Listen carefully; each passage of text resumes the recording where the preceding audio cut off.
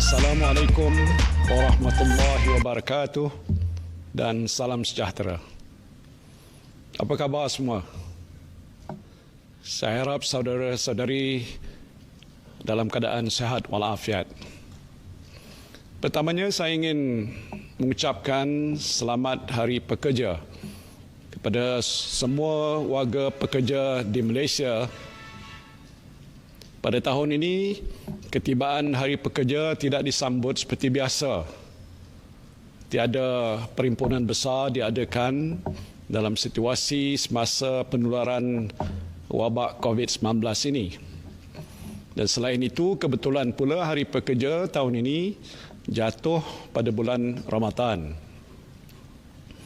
Dengan tren kes dunia sedia ada, wabak COVID-19 dijangka akan berterusan untuk tempoh masa yang agak lama. Ia tidak akan berakhir dalam jangka waktu yang terdekat. Walaupun tiada sambutan Hari Pekerja 2020, peringkat kebangsaan pada tahun ini, sumbangan dan pengorbanan para pekerja sektor awam dan swasta selama ini amat dihargai oleh pihak kerajaan.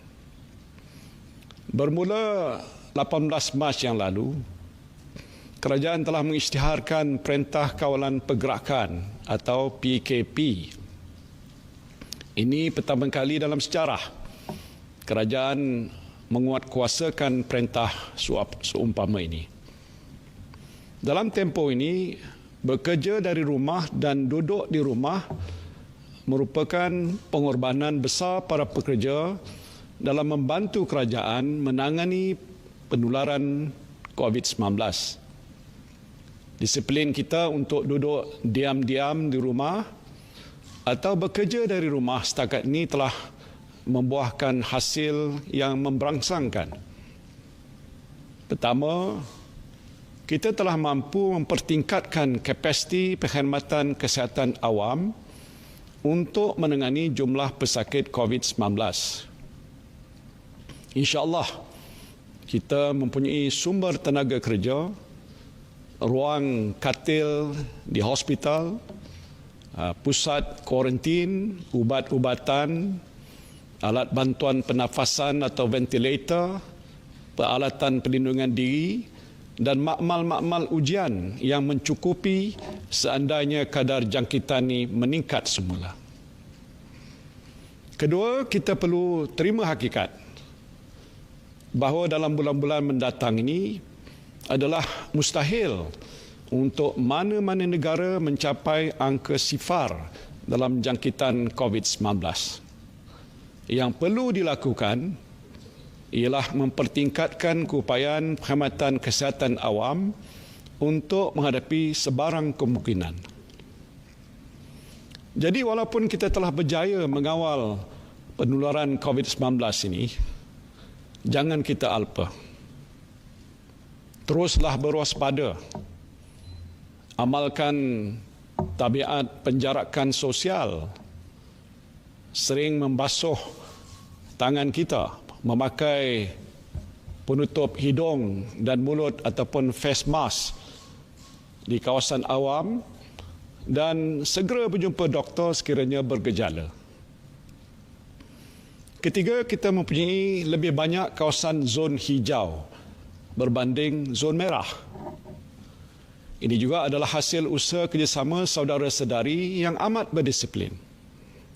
Teruskanlah usaha ini agar kita dapat menghijaukan lebih banyak kawasan terjejas secepat yang boleh.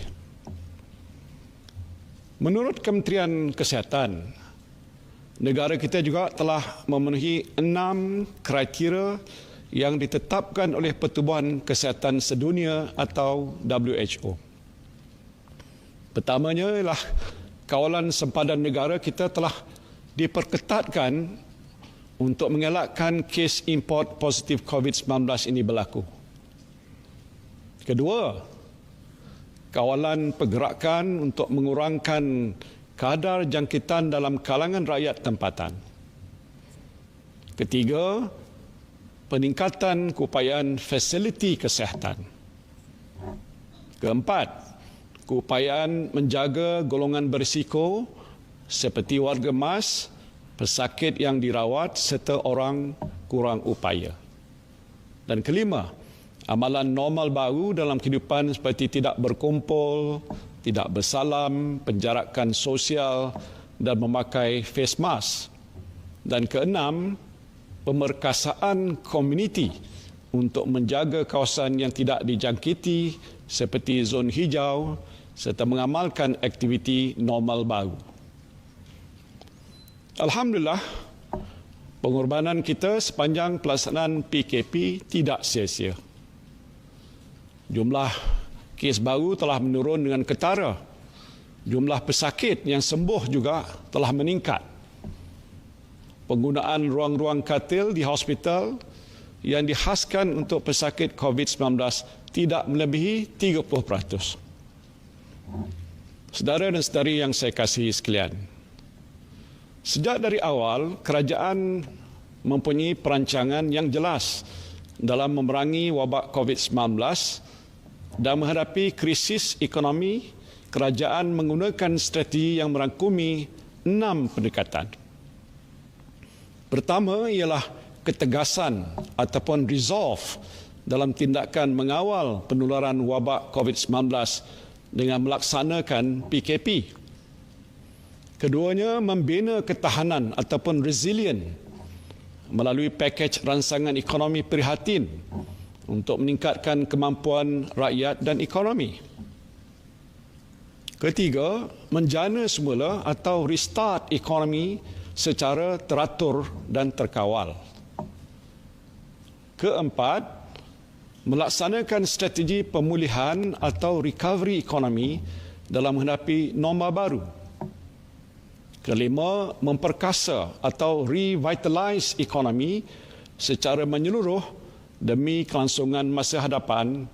Dan keenam, menyusun semula atau reform struktur ekonomi untuk membolehkan negara dan saudara-saudari melangkah ke era kehidupan yang sudah berubah dengan adanya norma baru ataupun new normal. Alhamdulillah, pendekatan pertama dan kedua telah membuahkan hasil. Kini kita telah bersedia untuk memulakan pendekatan ketiga, iaitu membuka semula aktiviti ekonomi di seluruh negara secara terkawal dan berhati-hati. Dengan ini, kerajaan akan melaksanakan Perintah Kawalan Pergerakan Bersyarat. Perintah Kawalan Pergerakan Bersyarat atau PKPB. PKPB. Sebahagian besar daripada aktiviti ekonomi dan sosial akan dibenarkan, kecuali beberapa aktiviti yang melibatkan perhimpunan ramai dan mendedahkan orang awam kepada risiko jangkitan wabak COVID-19 yang masih tidak dibenarkan. Perintah Kawalan Pergerakan dipertingkatkan PKPD juga akan dilaksanakan di kawasan-kawasan yang mencatatkan kes positif COVID-19 yang tinggi. Kawasan ini biasanya kawasan merah. Saya tahu setelah hampir 2 bulan menjalani PKP, ramai dalam kalangan saudara-saudari yang ingin kembali bekerja. Bagi peniaga, nak membuka semula perniagaan. Bagi pengusaha, industri, nak pastikan perusahaan masing-masing dapat beroperasi semula. Ini penting kepada saudara-saudari kerana pekerjaan dan perniagaan adalah sumber pendapatan dan mata pencarian saudara-saudari. Kalau terlalu lama berada dalam PKP, maka terputuslah mata pencarian. Dan ini memberi kesan yang buruk kepada kedudukan keuangan masing-masing. Begitu jugalah bagi negara kita. Terhenti aktiviti ekonomi bermakna terhentilah sumber pendapatan negara. Cukai tak boleh dikutip. Industri tak boleh berkembang. Pertumbuhan ekonomi kita terencat. Dan yang paling ingin kita elakkan ialah lebih banyak perniagaan terpaksa ditutup dan ramai pekerja akan kehilangan pekerjaan. Saya tidak sebutkan di sini bahawa negara kita rugi sekitar 2.4 bilion setiap hari sepanjang tempoh PKP. Jumlah kerugian setakat ini dianggarkan sekitar 63 bilion ringgit. Dan jika PKP berterusan untuk tempoh sebulan lagi, negara kita akan kerugian 35 bilion ringgit lagi, menjadikan jumlah keseluruhan kerugian kita 98 bilion ringgit, hampir 100 bilion ringgit. Pada masa yang sama, ramai juga yang agak bimbang jika PKP ini ditamatkan. Apakah jadi pada usaha kita untuk menangani COVID-19? Virus ini masih ada di luar sana. Walaupun jumlah kes-kes baru COVID-19 semakin berkurangan, risiko peningkatan kadar jangkitan masih tetap ada. Ramai yang akan keluar bekerja dan bergerak ke sana, ke sini, ke sana, ke sini. Dan dengan itu, adakah ini bermakna wabak COVID-19 ini akan menular semula? Jadi saya sedar, saudara-saudari bimbang. Saya pun juga bimbang. Dan memang telah pun berlaku di beberapa buah negara lain. Apabila lockdown ini dihentikan, jumlah kes-kes positif COVID-19 meningkat semula dengan mendadak. Dan ini mesti kita elakkan. Jadi saya telah berbincang secara panjang lebar mengenai perkara ini dalam mesyuarat Majlis Tindakan Ekonomi, sidang Majlis Keselamatan Negara dan mesyuarat Jemaah Menteri. Kita mesti cari jalan untuk mengimbangi keperluan untuk memulihkan ekonomi negara dan kepentingan membendung wabak COVID-19.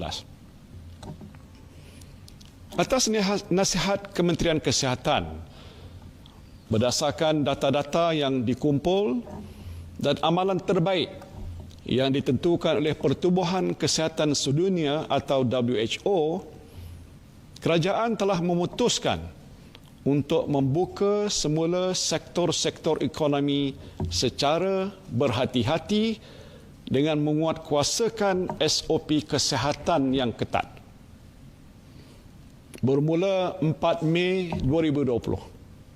4 Mei 2020, hampir semua sektor ekonomi dan aktiviti perniagaan akan dibenarkan beroperasi tertakluk kepada syarat-syarat dan SOP yang ditetapkan oleh pihak berkuasa. Saya katakan hampir semua kerana masih ada beberapa kategori industri dan perniagaan yang tidak diizinkan untuk beroperasi. Dan ini adalah perniagaan atau aktiviti yang melibatkan perhimpunan ramai dan sentuhan badan di mana penjarakan sosial sukar dikawal. Antaranya panggung wayang, pusat karaoke, pusat refleksologi, pusat hiburan, kelab malam, taman tema, bazar Ramadan, bazar Aidilfitri atau karnival jualan dan semua bentuk persidangan dan pameran. Selain perniagaan, aktiviti-aktiviti sukan yang melibatkan perhimpunan ramai, ada sentuhan badan ataupun body contact dan lain-lain risiko jangkitan juga tidak dibenarkan. Nah, ini apa dia? Termasuk sukan bola sepak, rugby, renang di tempat awam dan semua acara sukan indoor dan stadium. Aktiviti sukan outdoor yang tidak melibatkan sentuhan badan dan perhimpunan ramai dibenarkan.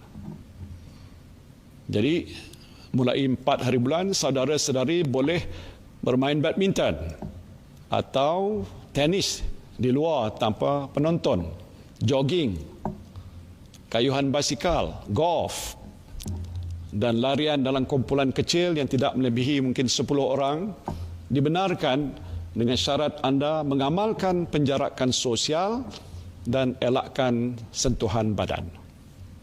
Majlis-majlis sosial kemasyarakatan dan kebudayaan yang melibatkan perhimpunan ramai seperti kenduri kendara, rumah terbuka, majlis berbuka puasa beramai-ramai, konsert, persembahan kebudayaan, perhimpunan bulanan jabatan kerajaan dan swasta serta semua bentuk majlis peresmian dan perhimpunan adalah tidak dibenarkan. Aktiviti keagamaan seperti perarakan keagamaan, solat Jumaat dan semua aktiviti berjemaah atau berhimpunan di masjid, surau dan rumah-rumah ibadat juga tidak dibenarkan. Perjalanan rentas sempadan negeri juga tidak dibenarkan kecuali untuk tujuan hadir bekerja dan pulang semula ke rumah sendiri setelah terkandas di kampung ataupun di tempat-tempat yang lain. Perjalanan rentas negeri untuk balik ke kampung semasa cuti perayaan Aidilfitri, tidak dibenarkan. Jadi buat masa ini, semua sekolah, kolej dan institusi pengajian tinggi masih belum boleh dibuka. Senarai lengkap perniagaan atau aktiviti yang tidak dibenarkan boleh dirujuk di laman web Majlis Keselamatan Negara. Senarai ini akan disemak daripada masa ke semasa bergantung kepada perkembangan kes-kes jangkitan COVID-19. Selain daripada senarai yang tidak dibenarkan, semua sektor perniagaan dan industri, sektor awam dan sektor sosial adalah dibenarkan untuk beroperasi tertakluk kepada syarat-syarat dan peraturan semasa serta SOP yang ditetapkan oleh pihak berkuasa.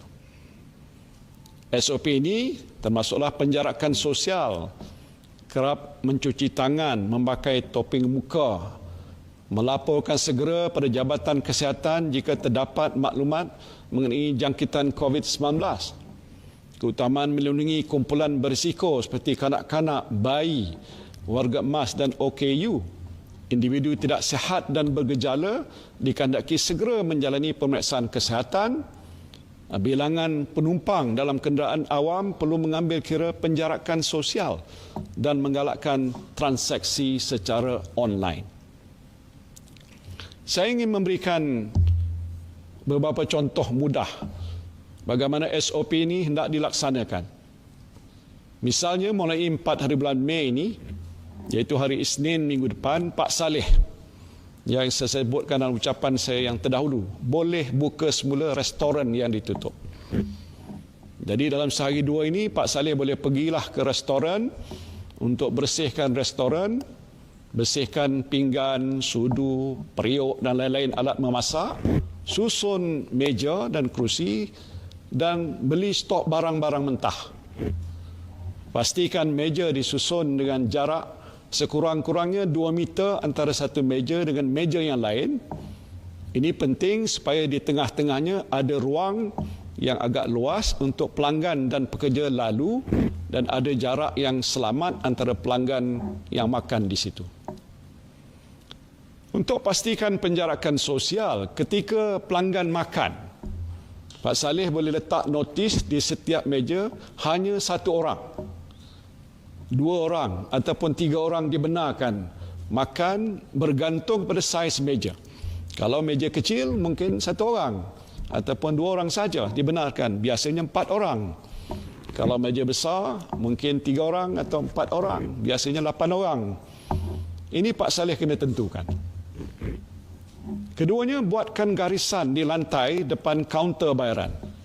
Ukur garisan sekurang-kurangnya 1 meter antara satu sama lain. Inilah untuk memastikan pelanggan beratur dengan jarak sekurang-kurangnya 1 meter di depan ataupun di belakang pelanggan yang lain ketika mereka hendak membuat bayaran. Ketiganya, sebagaimana biasa, sediakanlah hand sanitizer di kaunter bayaran. Pelanggan yang dah bayar boleh gunakan hand sanitizer ini untuk bersihkan tangan. Sediakan jugalah sabun ataupun hand wash yang mencukupi di tempat basuh tangan.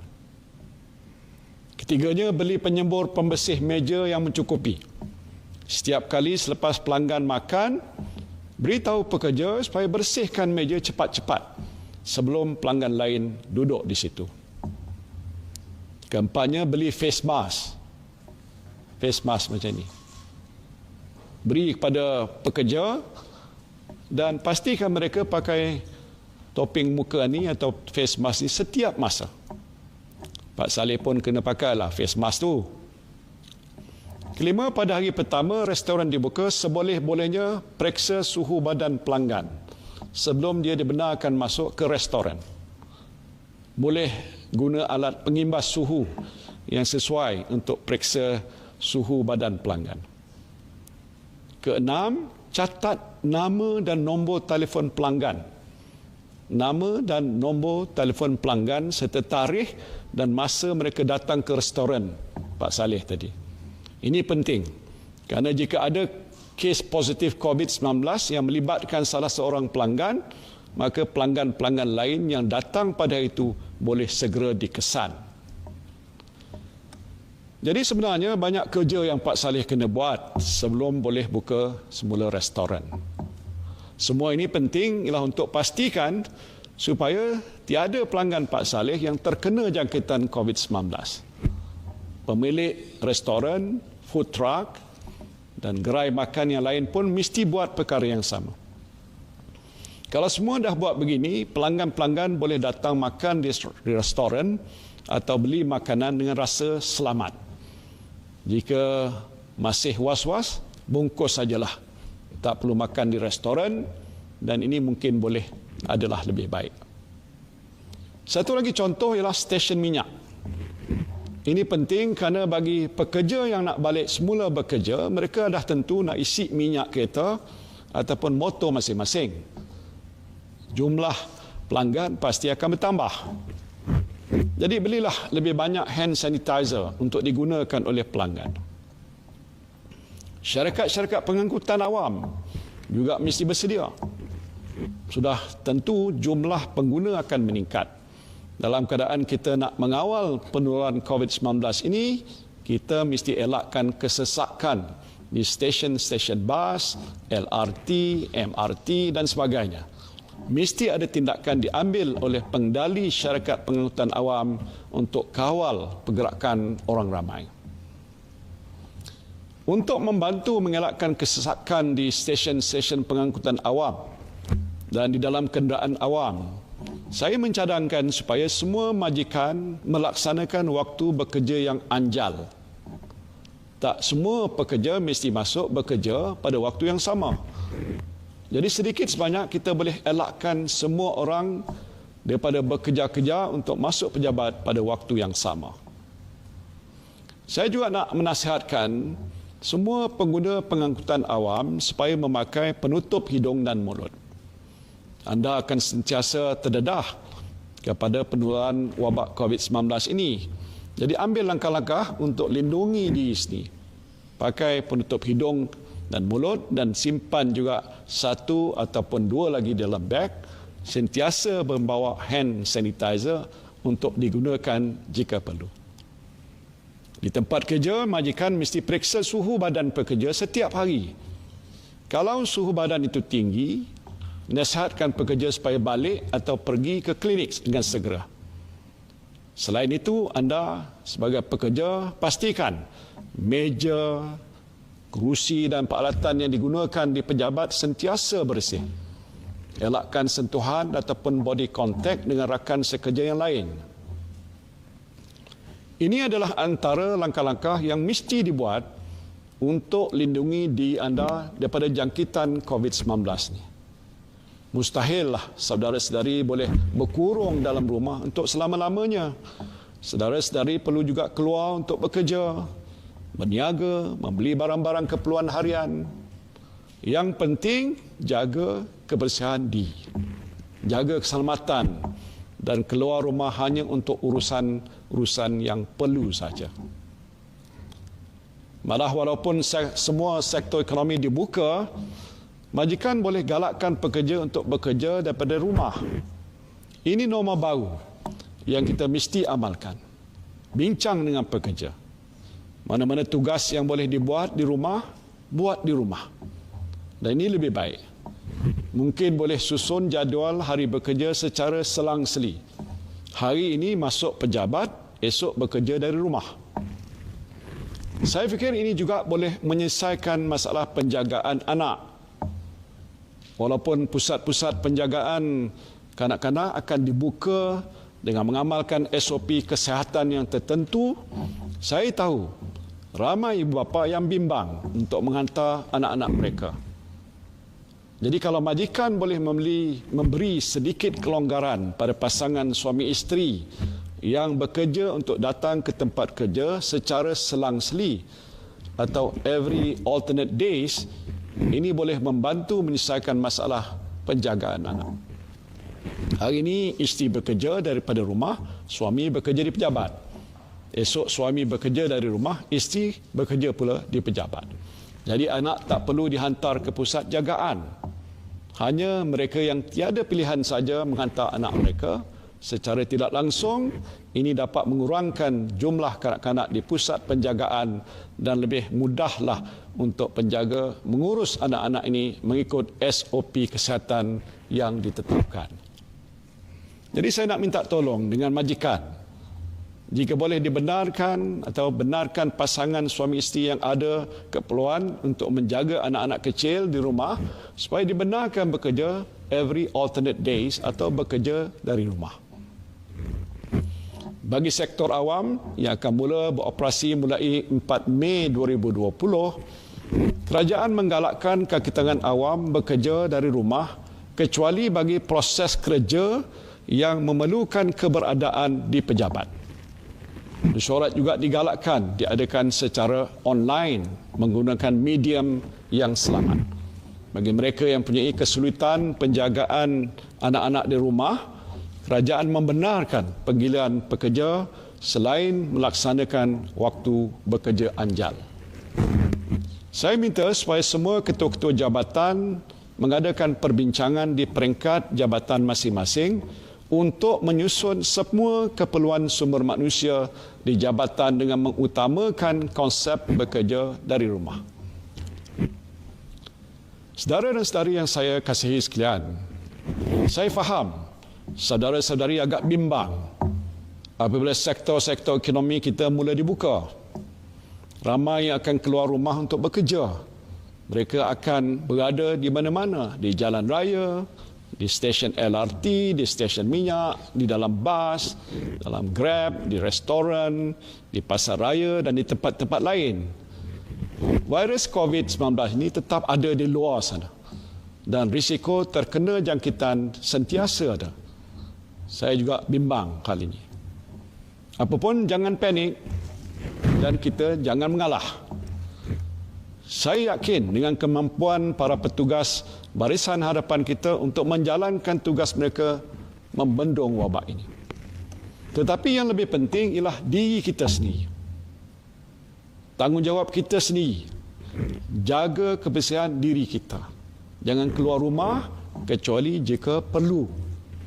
Patuhi SOP yang ditetapkan pada setiap masa. Pakai penutup hidung dan mulut bila keluar ke tempat awam. Bawa hand sanitizer. Seboleh-bolehnya jadikan bekerja di rumah ini sebagai amalan norma baru. Anda yang merupakan ketua keluarga, ketua masyarakat juga mesti memainkan peranan. Nasihat anak-anak, nasihat anggota masyarakat supaya sentiasa berhati-hati. Elakkan perkumpulan beramai-ramai di kejeranan kita. Amalkan penjarakan sosial sebagai norma baru dalam kehidupan. Jika berlaku kes-kes bergejala COVID-19 di tempat-tempat kerja ataupun di kawasan perumahan saudara-saudari, cepat-cepat laporkan pada pihak berkuasa. Dalam memerangi COVID-19 ini, pengesanan kontak ataupun contact tracing adalah sangat penting. Petugas kesihatan kita mesti tahu siapa yang pernah berada dekat dengan orang yang dikenal pasti positif COVID-19. Untuk memudahkan pengesanan kontak, kerajaan telah mewujudkan aplikasi yang diberi nama MySejahtera dan MyTrace. MySejahtera dan MyTrace. Saya harap anda semua yang mempunyai telefon pintar muat turun aplikasi ini untuk membantu pihak Kementerian Kesihatan melakukan pengesanan kontak jika berlaku jangkitan baru. Ini adalah tanggungjawab kita semua. Saya mengambil kesempatan ini untuk merakamkan ucapan setinggi-tinggi penghargaan dan juga ucapan selamat Hari Pekerja khususnya pada para petugas barisan hadapan kita, doktor, jururawat, polis, tentera, anggota rela, immigration, Angkatan Pertahanan Awam, APMM, Jabatan Kebajikan Masyarakat dan semua pekerja di sektor awam dan swasta. Saya juga ingin mengucapkan selamat Hari Pekerja kepada semua pemimpin ahli kesatuan sekerja, termasuklah pimpinan QPEX dan MTUC. Sempena sambutan Hari Pekerja pada hari ini, saya ingin mengingatkan para pekerja dan majikan agar sentiasa mematuhi Akta Kerja 1955, Akta Perusahaan 1966 dan Akta-Akta Perburuhan di bawah Kementerian Sumber Manusia yang sedang pun berkuat kuasa.